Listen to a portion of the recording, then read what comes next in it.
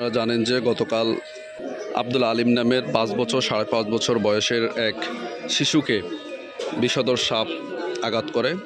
ব্যাপক আঘাত করার পরে শিশুটি আহত হয়। তারপরে রামগঞ্জ উপজেলা স্বাস্থ্য কমপ্লেক্সে নিয়ে যাওয়া হয়।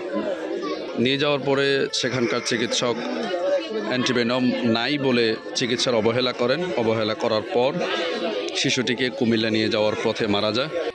যে গর্ত দিয়ে সাপটি বের হয়েছে, ওই গর্ত দিয়ে ব্যাপক পরিমাণে পানি ঢোকানো হচ্ছে যাতে সাপটি দ্রুত গতিতে বের হয়ে যায়।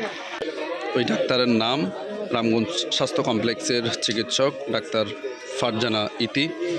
দর্শক, আপনাদেরকে জানিয়ে দিচ্ছি ঘটনার স্থল রামগঞ্জ পৌর শহরের 4 নং কলসমা ওয়ার্ডের কাওয়ালিডাঙ্গা সংলগ্ন গ্রামের চৌকিদার বাড়ির আলমগীর হোসেনের বসতঘরে যে আব্দুল আলিম নামের যে শিশুটি সাপের কামড়ে আহত হয়ে মারা যান, ওই শিশুটির বাবার নাম আলমগীর এবং শিশুটির নাম আব্দুল আলিম।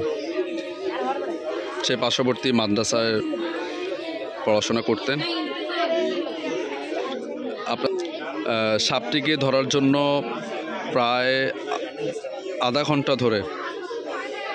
ঘন্টা ধরে চেষ্টা চালিয়ে যাচ্ছেন। সাপুড়িকে নিয়ে আসা হয়েছে যাতে সাপটি ধরতে পারেন, কারণ গতকালকে এই জায়গা থেকেই এই সাপটি বের হয়ে শিশুটিকে কামড় দেয়। এই সাপুড়ি, এই যে দেখছেন যে উনি সাপটিকে ধরার জন্য দীর্ঘক্ষণ ধরে চেষ্টা চালিয়ে যাচ্ছেন। বিভিন্ন মেডিসিন দেওয়া হয়েছে যাতে সাপটি খুব দ্রুত গতিতে গর্ত থেকে বের হয়ে আসে।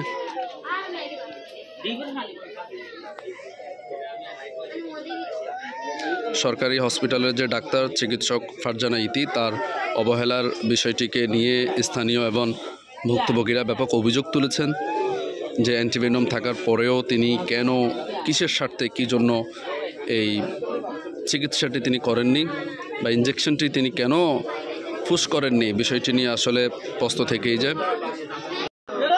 দর্শক, এই গর্ত থেকে বের হয়েই যে বিষধর সাপ শিশু আব্দুল আলিমকে আঘাত করে আহত করেছে।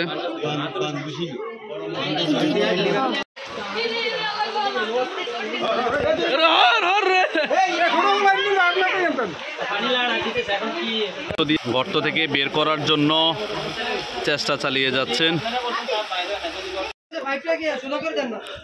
দর্শক, গর্তের ভিতরে যে গর্ত দিয়ে সাপটি বের হয়েছে, ওই গর্ত দিয়ে ব্যাপক পরিমাণে পানি ঢোকানো হচ্ছে যাতে সাপটি দ্রুত গতিতে বের হয়ে যায়।